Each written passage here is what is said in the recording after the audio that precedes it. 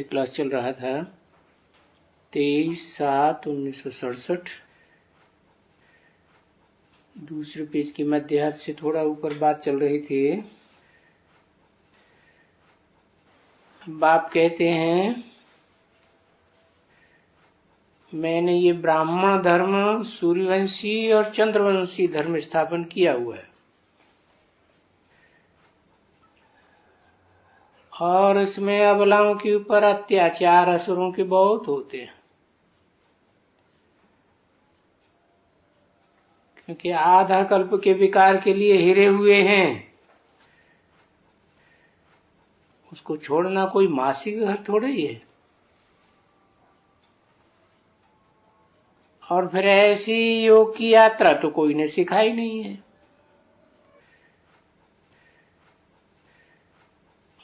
वो जो भक्ति मार्ग में यात्राएं होती हैं,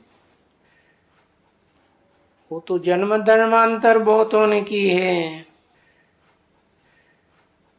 चाहे मुसलमान यात्रा करते हो काबा की, चाहे कोई भी धर्म वाले हो, हिंदू करते हो तीर्थ स्थानों की, चारों धाम की यात्रा करते हैं,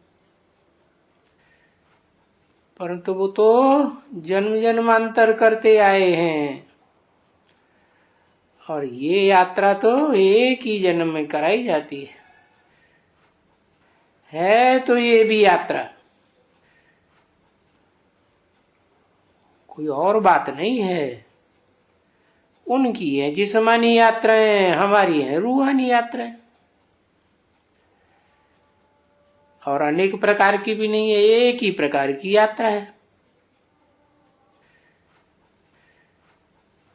और यात्रा है किस लिए? यात्रा इसीलिए है कि जो जन्म जन्मांतर पाप किए हुए हैं वो याद करने से भस्म हो जाएंगे। याद की यात्रा से भस्म हुए। और ये याद की यात्रा भी कहां तक करना है? जब तक जीना है तब तक पीना है, ये तो ज्ञान की बात हुई। लेकिन जब तक जाना है ठिकाने पर, मुक्ति धाम का ठिकाना है ना, इस देह के बंधन से मुक्त होना। तो जहां तक जाना है मुक्त होकर के मुक्ति धाम में, पहले तो मुक्ति धाम ही जावेंगे ना, बाद में सुखधाम आवेंगे। और हर एक आत्मा को ये यात्रा तो आगे पीछे करनी है। जो पहले मुक्ति धाम जावेंगे वो पहले सुखधाम में उतर के आवेंगे। जो बाद में मुक्ति धाम जावेंगे या बीच में जावेंगे तो बीच में या बाद में उतर के आवेंगे। मुक्ति धाम से सुखधाम आना जरूर है और सुखधाम से फिर दुखधाम में भी जाना जरूर है। हर एक आत्मा को ये चक्कर लगाना ही है।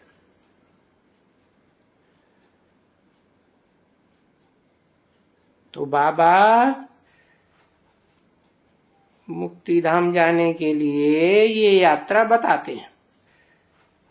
तो अंदर में बाबा बाबा बाबा रटते रहो, मुख से नहीं बोलना है,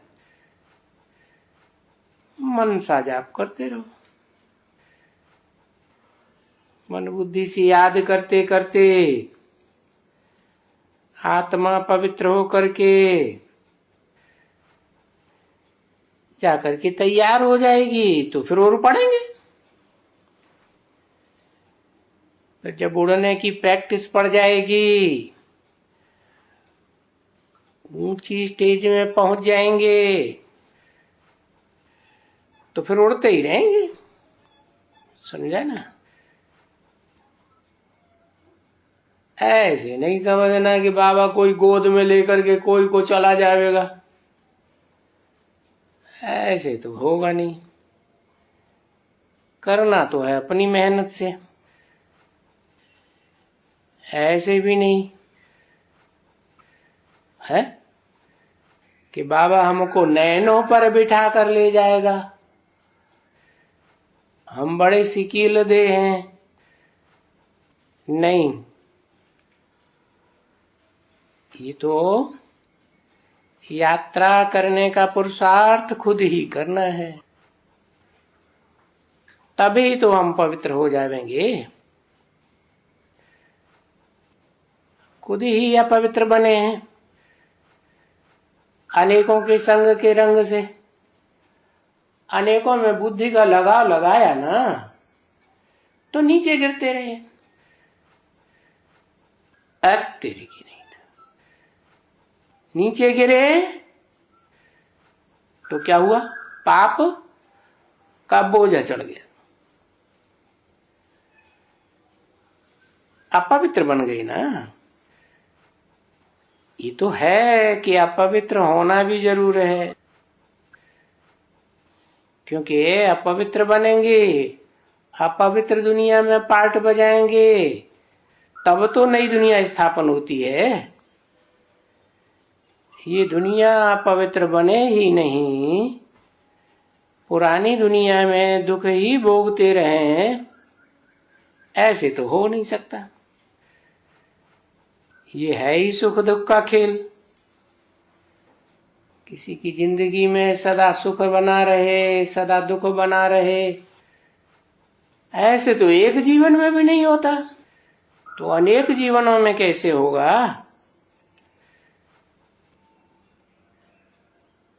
जब सुखधाम था तो नई दुनिया में इन्हें लक्ष्मी नारायण का राज्य था, अभी इन लक्ष्मी नारायण का राज्य नहीं है, क्योंकि उन्होंने तो राजयोग से, राज विद्या से ये राजाई पाई थी। अभी तो प्रजा के ऊपर प्रजातंत्र है, प्रजा का राज्य है। प्रजा वाली आत्माएं पहले कभी राजाई करती रही क्या? उन्होंने कोई पुरुषार्थ किया था क्या? नहीं। तो अंत में भी उनको भी कोट पतलून मिल जाता है। कैसे मिलता है? भगवान बाप देते हैं क्या? नहीं। प्रजा के ऊपर प्रजा का राज्य चलता है, जो है बेकायदे राज्य। तो ये बेकायदे राज्य अभी लक्ष्मी नारायण का नहीं है। भले मंदिरों में जाके उनकी पूजा करते हैं, समझते हैं भगवान भगवती हैं, या भगवान ने इनको मनुष्य से देवता बनाया। और बाप ने तो तुमको अच्छी तरह से समझा दिया है कि ये जो 84 का चक्कर है, 5000 वर्ष का ड्रामा है, ये चक्कर कैसे फिरता है।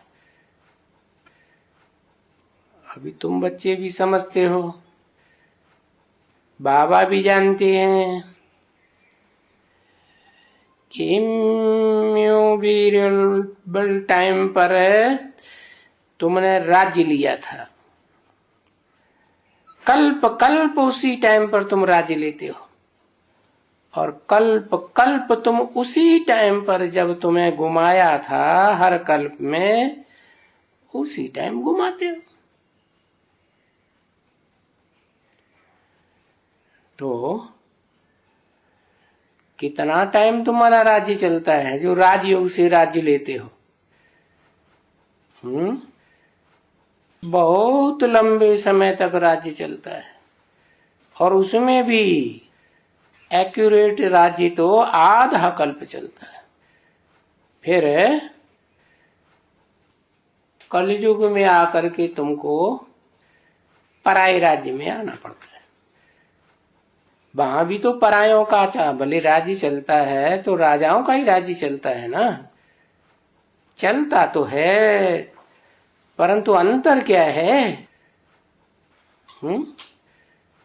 नरक की दुनिया में द्वैतवादी द्वापर युग से लेकर के जो दुनिया शुरू होती है उसमें जो राजाओं का राज्य चलता है और स्वर्ग में जो राजाओं का राज्य चलता है उसमें अंतर क्या है?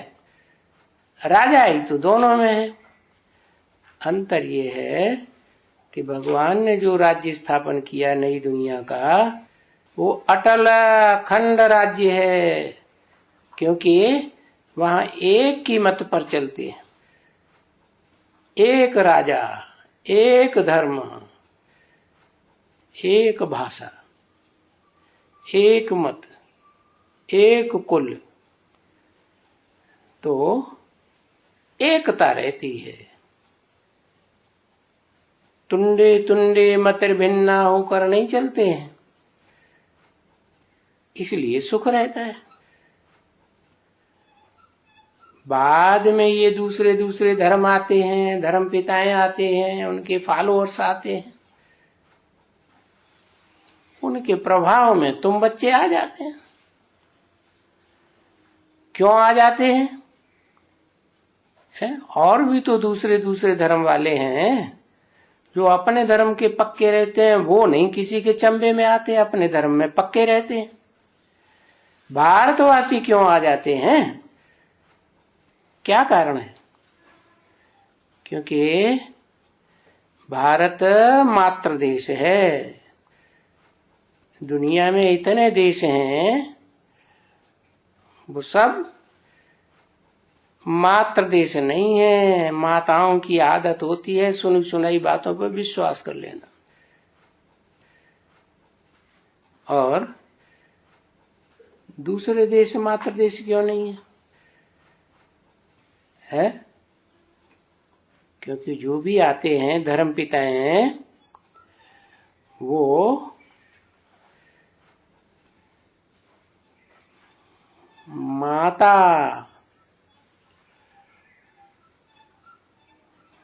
किस में प्रवेश करते हैं?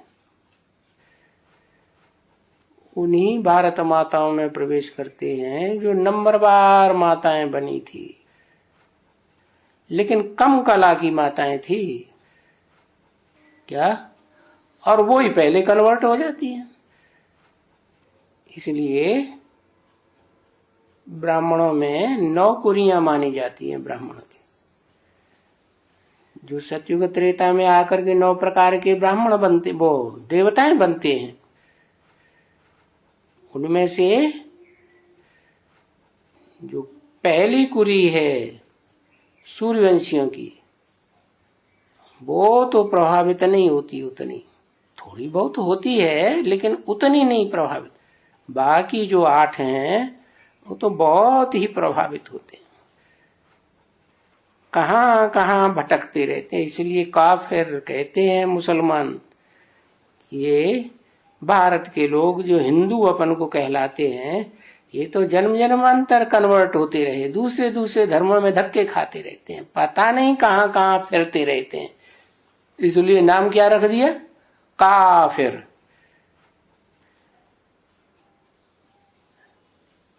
अभी तुमने जो राज्य गंवाया था तुम भारतवासियों ने, अभी तुम ले रहे हो। तुम्हारा राज्य गुमाया रावण के अनेक सिरों ने। जब अनेक धर्म पिताएं इस सृष्टि पर आ गए तो रावण के राज्य हो गया, अनेक सिरों का राज्य हो गया इस दुनिया में। अभी तुम एक बाप को जान चुके हो, जिस एक बाप को सभी धर्म वाले याद करते रहे, भले जानते नहीं है तो भी याद तो करते रहे ना, अलग अलग नामों से याद करते रहे। उन्हें असली रूप का तो किसी को पता ही नहीं। अभी बाप आकर के सबको अपना परिचय देते हैं, क्योंकि बाप के अलावा बाप का परिचय तो कोई दे ही नहीं सकता। तो अभी तुम परिचय भी ले रहे हो और परिचय लेकर के उस एक बाप को याद करते हो अभिविचारी रूप से, तो अपनी राजाई भी ले रहे हो। बाप राजयोग सिखाकर राजाई देते हैं ना, तो तुम्हारा पुरुषार्थ चल रहा है ज्ञान लेने का, परिचय लेने का और राजयोग सीख कर राजाई लेने का पुरुषार्थ चल रहा है। बाकी ऐसे नहीं कि तुम कोई स्वार्थी हो, तुम तो परमार्थी हो, खुद भी राजाई लेते हो, औरों को भी पुरुषार्थ कराने का पुरुषार्थ करते रहते हो। और तुम बहुत पुरुषार्थ करते हो कि बाप की दात सारी दुनिया को मिले, परंतु है तो अपने अपने पुरुषार्थ के ऊपर।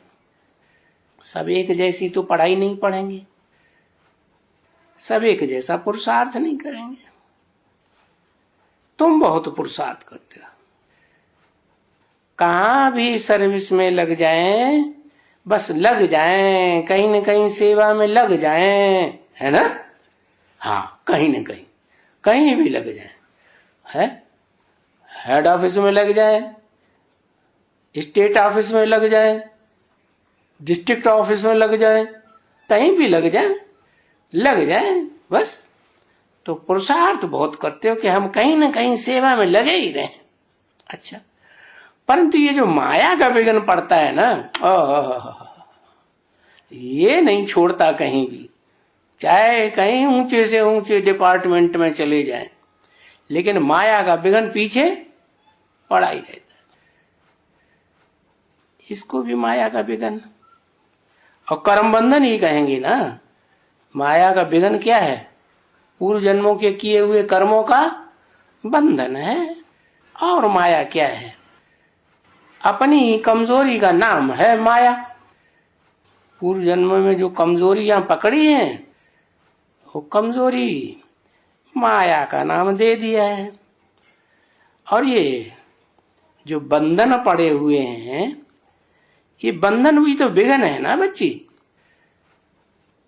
ये बच्चे हैं, ये संबंधी हैं, ये फलाने हैं, ये टीरे हैं। टीरे क्या होता है? ये हैं, वो हैं, तो उनसे भी पार जाना है क्या? और अभी तो डबल हो गए। पहले तो ये विघ्न, ये बंधन सिंगल थे, कैसे डबल हो गए? है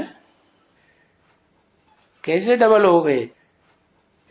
पहले तो लौकिक में बंधन थे, लोहे की जंजीरें थी, तो ज्यादा कॉस्टली नहीं थी, इसलिए उनको तो छोड़ के बच्चे ईश्वरीय ज्ञान में चल पड़ते हैं, सरेंडर भी हो जाते हैं ईश्वरीय सेवा में तन मन धन से।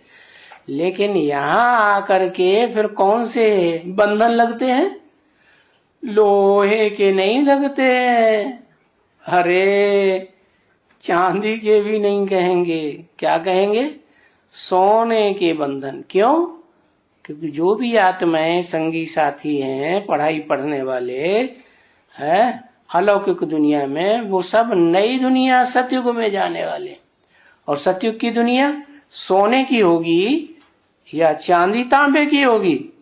है सोने की दुनिया होगी। तो ये सारे ही सोने के बंधन। अब इन बंधनों से भी पार जाना है।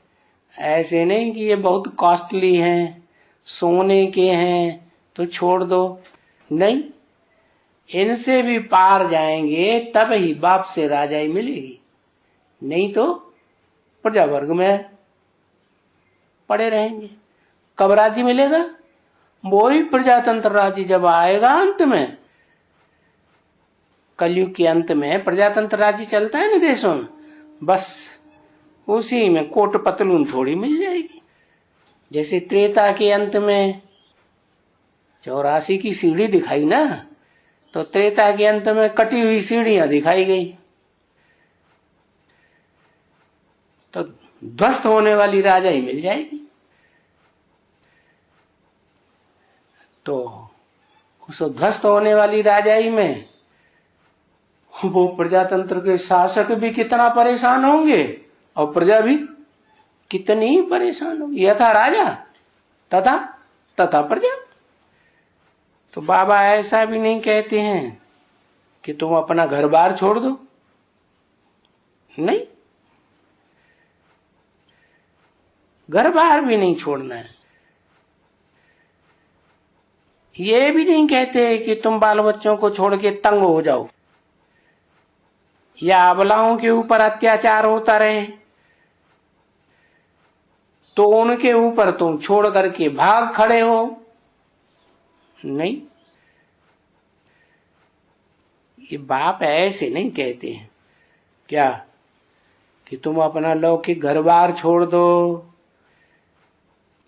यहीं आकर के बैठ जाओ। उनके ऊपर कंट्रोल छोड़ देंगे बीवी बाल बच्चों पर, तो वो आज की दुनिया तो पापियों की दुनिया है। वो द्रौपदियों को नग्न करते रहते हैं। कई तो पुकारती हैं, कई पुकारती हैं और कई ऐसी भी होती हैं नग्न होती रहती हैं, पुकारती भी नहीं। देखो ना, जो फिर से देवता बनने वाली हैं वो तो रड़ियां मारती हैं। क्या क्या सीढ़ी में दिखाया, हाय शिव बाबा बचाओ। दूसरा तो कोई रड़ियां नहीं मारेगा, जो बचना चाहेगा सो ही मारेगा ना। तो कल पहले भी ऐसे ही रड़ी मारी थी, अभी भी ऐसे ही पुकारती हैं जैसे सीढ़ी के चित्र में दिखाया गया है। उनकी इच्छा के बिना जोर जबरदस्ती करते हैं, बलात्कार करते हैं तो कितना पुकारती हैं, बचाओ बचाओ। अंदर अंदर से कितना परेशान होती है, बचाओ, नग्न करते हैं। ये बातें तो तुम्हारे लिए बाबा ने पहले ही सीढ़ी में सब दिखाई दी ना, सब अच्छी तरह से दिखाया जाता है, सब समझाया जाता है। और बच्चे तो इन बातों को अच्छी तरह से जान ही चुके हैं। जानने के लिए कोई नई बात तो नहीं है। कल्प कल्प तुम बच्चे जानते रहते हो, दुनिया तो नहीं जानती है।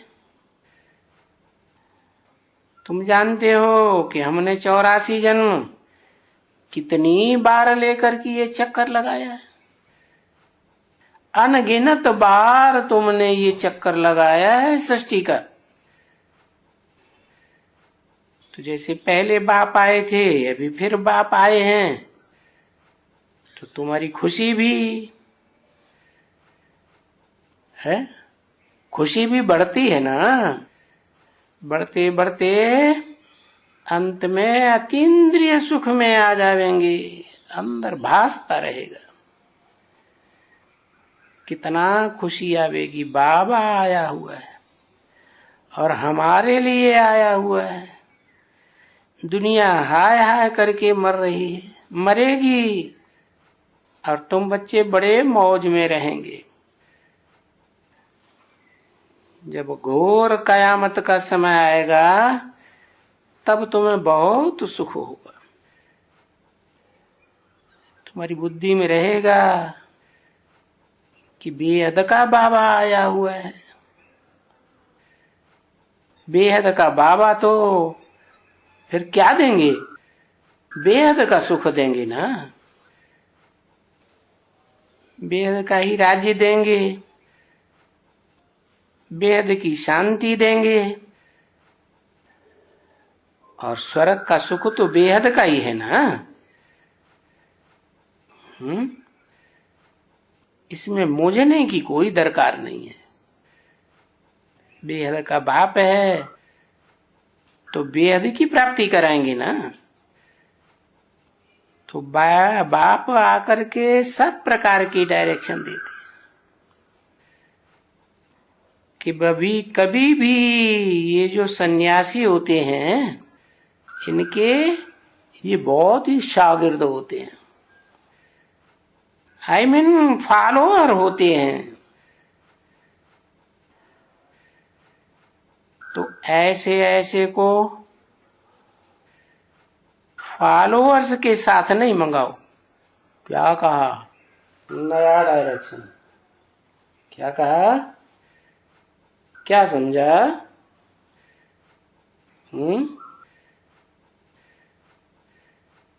जब कोई पार्टी आती है तो किनको साथ नहीं लाना है?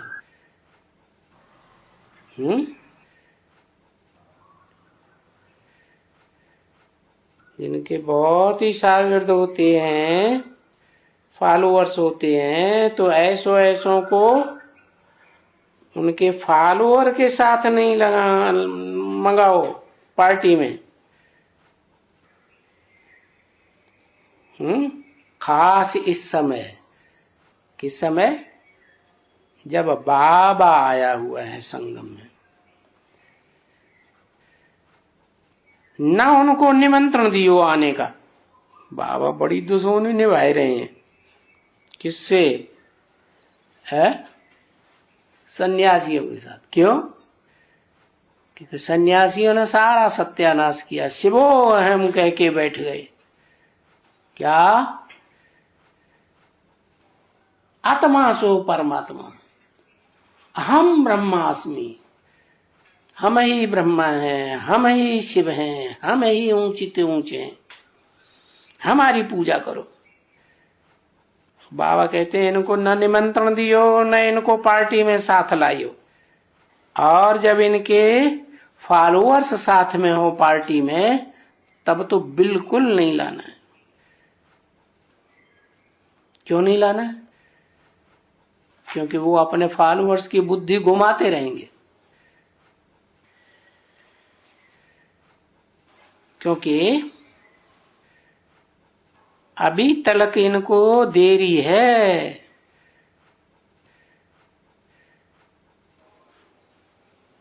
वो पिछाड़ी में जब देखेंगे, कौन? सन्यासी, तब ये बहुत देखेंगे कि इनकी बहुत संख्या बढ़ गई है। ये तो ढेर के ढेर दुनिया में ब्रह्मा कुमार कुमारियां बनते जाते हैं। ये तो बड़ी वृद्धि को पा रहे हैं। तुम बहुत वृद्धि को पाएंगी ना, तब वो जो पिछाड़ी होगी, क्योंकि उनकी तो राजा ही जा रही है ना, उनकी तो इतनी पूजा रचा होती है, गवर्नमेंट भी उनको कितना मान देती है, पब्लिक भी उनको कितना मान देती है, प्रजा के बड़े बड़े साहूकार कितना मान देते हैं, कहाँ कितना मान मर्तबा देते हैं।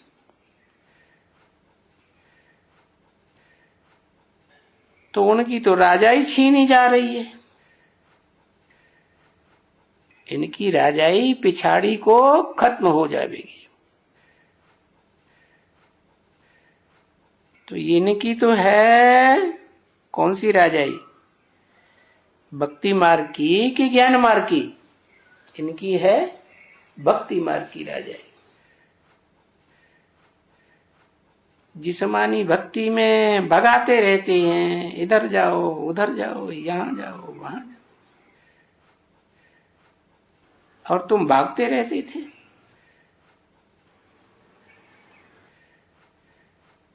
ये राजाएं कौन हैं?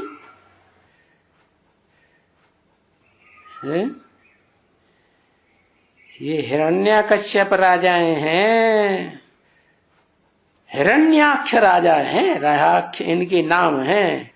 क्या? हिरण्याक्ष, इनकी आंख सोने की है। हिरण्यकश्यप, हिरण्य सोने को कहा जाता है। काश्य माने तेज को कहा जाता है। जिन आत्माओं में सोने जैसा तेज भरा हुआ है, उनके तेज को पूरा ही पी जाते हैं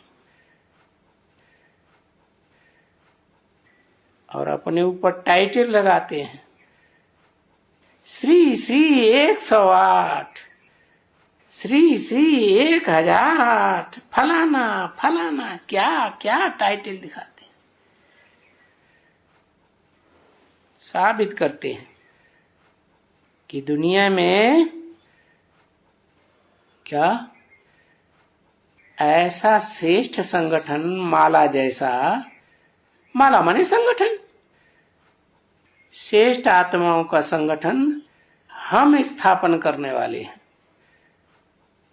श्रेष्ठ आत्माओं का संगठन बनेगा तो श्रेष्ठ दुनिया आएगी। 108 आत्माएं विशेष सहयोगी दिखाना चाहते हैं। 8 आत्माएं, 108, 1008, तो उनके द्वारा वो अपनी बादशाही चलाते हैं। तो ये उनकी बादशाही हो गई ना। बादशाही राजा ही नाम नहीं किया, बादशाही नाम क्यों दे दिया? क्योंकि ये बाद के शाह बनते हैं। क्या सतयुग त्रेता में इनकी बादशाही नहीं चलती। हाँ, तो वो तो बादशाही कोई ऐसे थोड़े ही चली जाती है। नहीं, जब तुम्हारी वृद्धि होगी तब इन सन्यासियों की बादशाही खत्म होने लगेगी। फिर इनको कोई घास नहीं डालेगा। क्या? इसलिए बाबा ने एक बार बताया, अंत में तो ये सन्यासी ऐसे मरेंगे जैसे कुत्ते की मौत, कोई पानी भी नहीं पूछेगा मरते समय। अभी तो तुम्हारी वृद्धि नहीं हुई है ना, तुम बहुत थोड़े हो ना, लश्कर तुम्हारा बहुत थोड़ा है। बाबा को कभी कोई लिखते हैं कि बाबा हमने इन साधुओं को निमंत्रण दिया, सन्यासी को। मैं लिख देता हूं, सन्यासियों वगैरह को निमंत्रण नहीं दो। क्या कहा? ये ब्रह्मा कुमार कुमारी क्या कर रहे हैं आज? बड़े बड़े साधु सन्यासियों को निमंत्रण दे करके बड़ा मान मतवा, ये पूड़ी, ये कचौड़ी, ये हलवा, ये बर्फी, कितना मान मर्तबा देते हैं। बढ़िया बढ़िया उनको गेरुआ गेरुआ कपड़े जो उन्होंने कभी पहने ही नहीं होंगे, ऐसे ऐसे उनको तोहफा में देते हैं। हाँ, अरे हम तो आदि सनातन देवी देवता धर्म वाले हैं ना, हम उनको तुम निमंत्रण दियो। किनको? पहले अपना घर का सुधार, फिर पर का सुधार। अपनी अपनी जाति को सब महत्व देते हैं, पहले उनको निमंत्रण देते नहीं। इन सन्यासियों को बुलाते हैं जो तुम्हारी बुद्धि को बिखराए देते हैं। परमात्मा सर्वव्यापी। अरे तुम बताते हो परमात्मा सर्वव्यापी नहीं है। सर्वव्यापी होता तो परमात्मा शिव के साथ, जिसको तुम भी परमात्मा मानते हो, भगवान मानते हो, उसके साथ शंकर का नाम ही अकेला क्यों जोड़ा जाता है?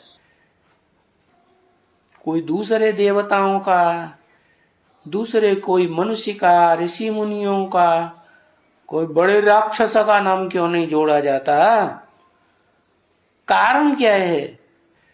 क्योंकि दुनिया में जो परंपरा है कि बड़े भाई को राजाई दी जाती है, ऐसे ही भगवान जब आते हैं तो किसको ज्ञान का भंडार देते हैं? जिसको तीसरा नेत्र दिखाया जाता है। किसको दिखाया जाता है? एक शंकर ही है जिसको तीसरा ज्ञान का नेत्र दिखाते हैं। तीसरा नेत्र माने सूर्य नेत्र, दर्शन शक्ति। और दर्शन शक्ति तो सूर्य में ही ज्यादा होती है ना। और गीता में भी लिखा हुआ है, मैं जब आता हूं तो किसको ज्ञान देता हूं? विवाह। किसको? विवस्वान। वैवस्वत को ज्ञान देता हूं, सूर्य को ज्ञान देता हूं। और गायन भी है, रघुकुल शिरोमणि कौन गाया हुआ है? रघु कहा जाता है सूर्य को। रघुकुल शिरोमणि माने रघु के सूर्य के कुल में शिरोमणि बन करके पार्ट बजाने वाली हीरो पार्टधारी आत्मा राम। तो राम राज्य का कितना गायन है संसार में। जैसे कृष्ण वाली आत्मा, त्रिमूर्ति शिव की जो 3 मूर्तियां हैं उनमें ब्रह्मा का पार्ट बजाती, ऐसे ही राम वाली आत्मा शंकर का पार्ट बजाती। ये 2 ही तो विशेष देवताएं हैं जिनकी ज्यादा पूजा होती है। तो ये तो एक प्रकार से जो निराकार शिव भगवान है, जो जन्म जन्मांतर प्रवेश करके पाठ बजाता है, गर्भ से जन्म नहीं लेता, अभोक्ता है, अकर्ता है, वो शिव राम वाली आत्मा में मुकर्रर रूप से प्रवेश करता है। बाकी जो विष्णु की 4 भुजाएं हैं उनमें भी टेम्पररी प्रवेश करके पाठ बजाता है। और वो विष्णु की 4 भुजाएं कोई अपने आप थोड़े ही चलती हैं, उनको भी चलाने वाला कोई ऊपर बैठा हुआ है ना मस्तक में, जिसको कहते ही है उत्तमांग। क्योंकि राजा जो होगा, मुखिया, वो तो उत्तम जगह पर ही बैठेगा। उसकी बराबरी में तो रानी ही बैठ सकती है या उसकी माता बैठ सकती है। माता की गद्दी तो और ऊंची होती है, लेकिन हाथ में राजा ही नहीं दिखाते हैं। तो देखो, सन्यासियों का रास्ता अलग और तुम्हारा रास्ता अलग। तो सन्यासियों को निमंत्रण देकर नहीं बुलाना है। किसको बुलाना है? जो आदि सनातन देवी देवता धर्म वाले हैं, जो गीता पाठी ब्राह्मण हैं, उनको बुलाओ। हाँ, क्योंकि वो ही सिर्फ भूले हुए हैं। ये सन्यासी तो फिर भी निराकार शिव को ही मानते हैं। शिव के मंदिरों में ही विशेष इनकी मान्यता है। ये लक्ष्मी नारायण जैसे देवताओं को पूजा नहीं करते हैं। भले भीख मांगने जाते हैं तो बोलते हैं ओम नमो नारायण, क्या, लेकिन ओम शब्द पहले लगाएंगे। तो वो जो सन्यासी हैं उनको तुम निमंत्रण नहीं दियो, क्योंकि वो थोड़े भूले हैं। आदि सनातन देवी देवता धर्म के बदली में हिंदू तो बहुत ही भूले हुए हैं। अपने को हिंदू कहलाते रहते हैं,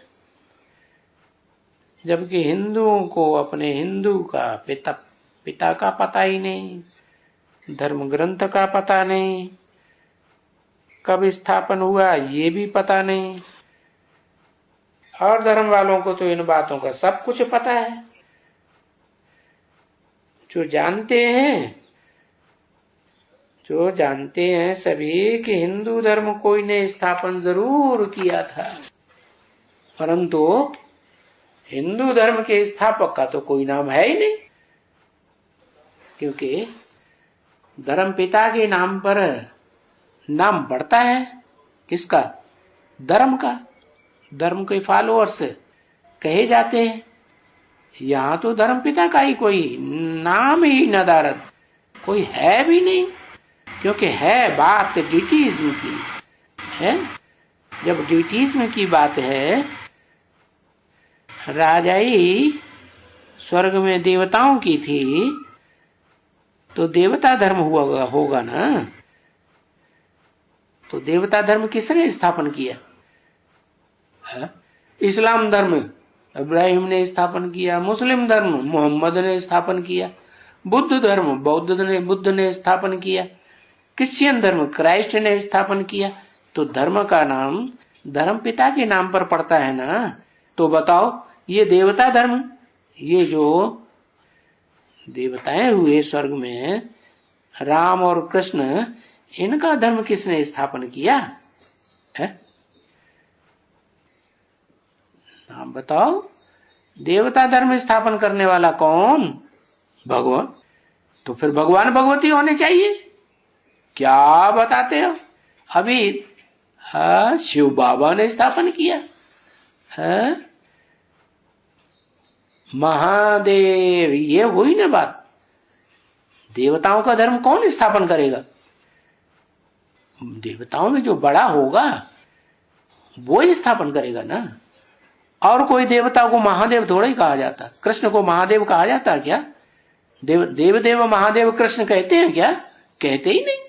तो ये तो बात झूठी हो जाती है कि गीता का ज्ञान कोई कृष्ण ने दिया। नहीं, कृष्ण तो बच्चा है, बच्चे के रूप में उसकी पूजा भी हो रही है मंदिरों में, फिर भी पत्थर बुद्धियों की बुद्धि में बैठता नहीं है कि बच्चा कैसे राज की बात सिखा करके राजयोग सिखाएगा। ये राज की बात हुई ना क्या, कि कर्मेंद्रियों को कर्म करते हुए कैसे कंट्रोल करना है। कर्मेंद्रियों की भी जो मुखिया है कामेंद्रिय, उस कामेंद्रिय से कर्म भी करते रहो क्या, और फिर बाप को याद भी करते रहो।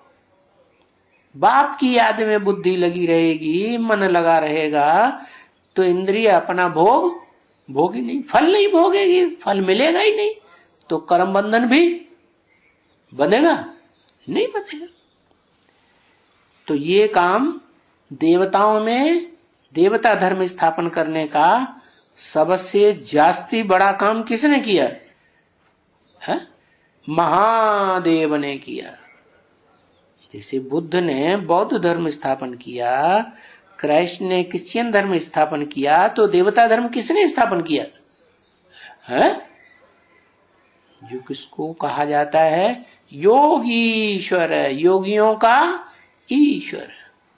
लेकिन बताते हैं कि ब्रह्मा का बड़ा पुत्र था कौन? सनत कुमार।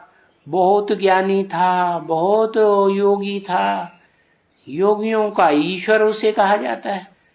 तो योगियों का ईश्वर एक होगा या दो होंगे? एक ही होगा ना। उन्होंने तो और तीसरा नाम घुसड़ दिया कृष्ण का, राजयोगी। राजा योगियों का। अरे तीन राजाएं कैसे हो जाएंगे? विश्व में जो विश्वनाथ है कहा जाता है वो एक ही होगा, ऐसे योगियों का ईश्वर भी एक ही होगा।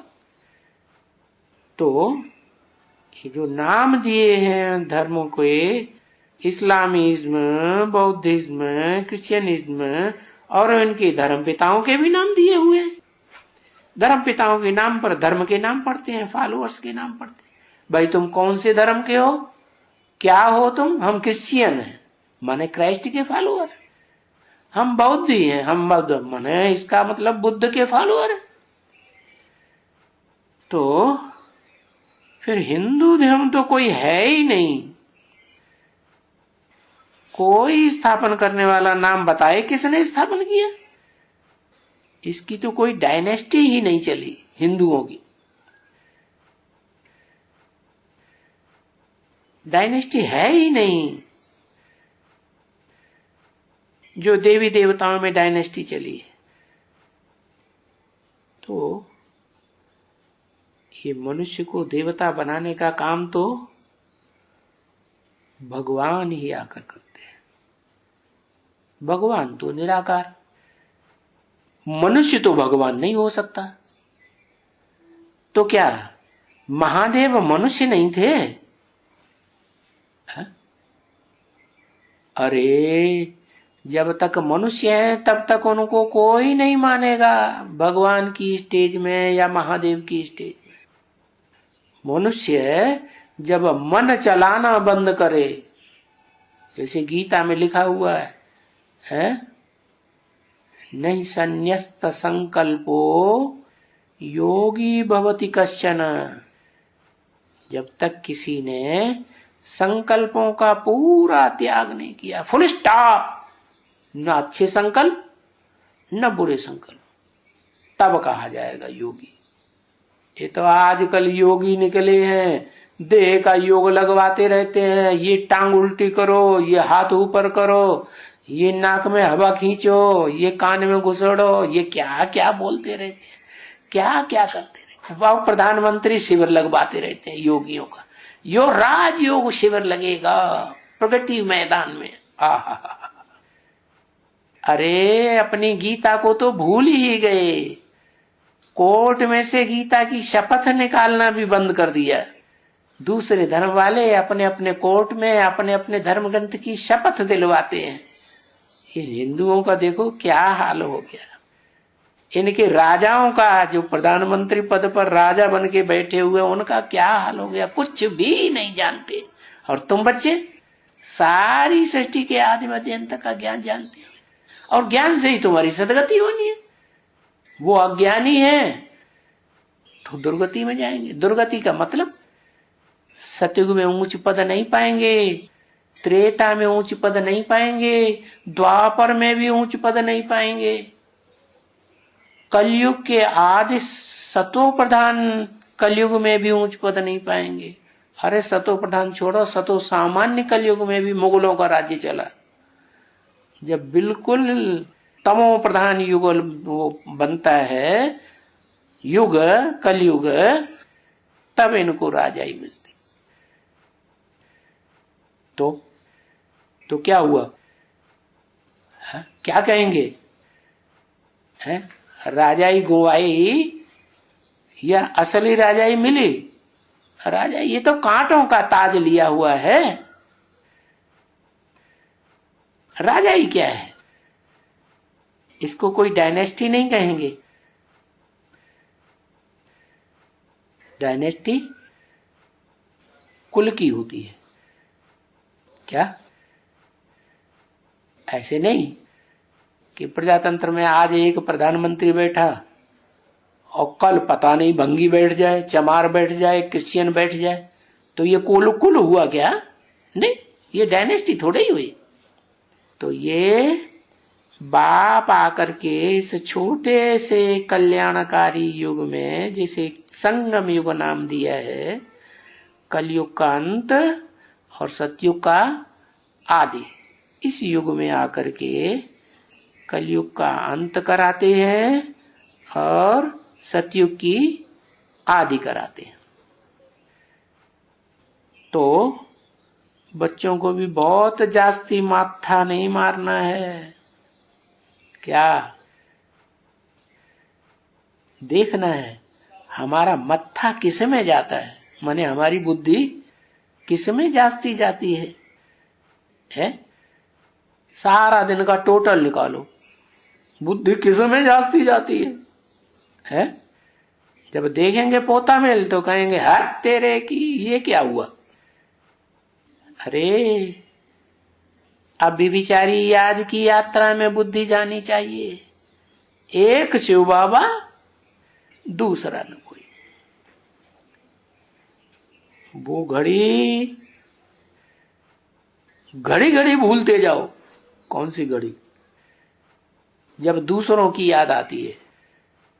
और ये बाप जो बताते हैं, क्या एक घड़ी आधी में पुनियाद, तुलसी संगत साध की हरे कोटि अपराध।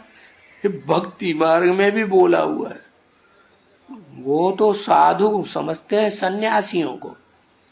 बाप कहते हैं ये सन्यासी तो झूठे साधु हैं, ये कोई इंद्रियों की साधना नहीं करते हैं, न अपनी इंद्रियों की साधना करने का रास्ता जानते हैं और न अपने फॉलोअर्स को बताते हैं। खुद भी नीचे गिरते जाते, दूसरों को भी नीचे गिराते जाते। सारी दुनिया इनके पीछे पड़ करके पागल हो गई। किस बात पर? कौन सी एक बात से नीचे गिर गई सारी दुनिया? है सर्वव्यापी, कि भगवान सर्वव्यापी है, मेरे में व्यापी है, तेरे में व्यापी है। हमने ज्यादा त्याग किया है इसलिए मेरे में पहले व्यापी है। हमने घर घाट त्यागा है, बाल बच्चे त्यागे हैं, हमने दुनिया त्याग दी इसलिए हमारे में भगवान प्रवेश। उल्टी उल्टी सारी ज्ञान सुनाया हुआ है। तो ऐसों को तुम घड़ी घड़ी भूलते जाओ। ये सारी दुनिया सर्वव्यापी के ज्ञान में दूषित हो गई। क्या तो उनको याद करना है? नहीं, उनको थोड़े याद करना है। घड़ी घड़ी भूलते जाओ, फिर बहुत भूले हो जाती हैं इनको याद करते करते। क्या जिनको याद करेंगे उनको फिर फॉलो करते रहेंगे। तुम्हारी भूलें बहुत बढ़ती जाएंगी तो फिर तुम्हारी अवस्था गिरेगी। उसमें भी बाबा ने समझाया, अगर कोई विकार की भूल हो गई, क्या विपरीत कार्य हो गया, किसी का संग करने से, किसी को याद करने से विपरीत कार्य हो गया, श्रीमत के विपरीत, जो बाप खास श्रीमत देते हैं, तो फिर क्या होगा? है फिर तुम्हारा योग लगेगा ही नहीं। देहदारियों से ही योग लगता रहेगा। तो घड़ी घड़ी भूलते जाओ। भूल हुई तो सारा खेल, जैसे 5 मार से कोई नीचे गिरता है तो हड्ड गुड्ड टूट जाता है। तो ऐसों को फिर सुधरने का बड़ा टाइम लगता है। कोई तो ऊंची सीढ़ी चढ़ जाते हैं फिर गिरते हैं। क्या इतना लंबा टाइम बढ़िया पुरुषार्थ किया, पवित्र रहे, और फिर लास्ट सीढ़ी में जाकर के जब क्रॉस होने वाले थे तो नीचे गिर गए। फिर सुधरने में बड़ा टाइम लगता है। वो जैसी उनकी भूल की ना, अब अपवित्र बनने की, विचार में जाने की, तो उसके ऊपर वो फिर काला दाग लग जाता है। जैसे कोई बहुत साफ कपड़ा हो गया हो, एकदम सफेद भकाभक, और उसमें थोड़ा सा काला धब्बा लग जाए तो कैसा दिखाई पड़ेगा? लोगों की नजर काले धब्बे पर जाएगी या सफेद साड़ी पर जाएगी? सारी साड़ी सफेद और एक काला स्पॉट लगा हुआ है। ओहो, तो दाग आ जाता है। उस दाग को फिर मेहनत बहुत लगती है छुड़ाने में। सारी दुनिया को नजर वही दाग आता है। अरे दाग लग जाता है।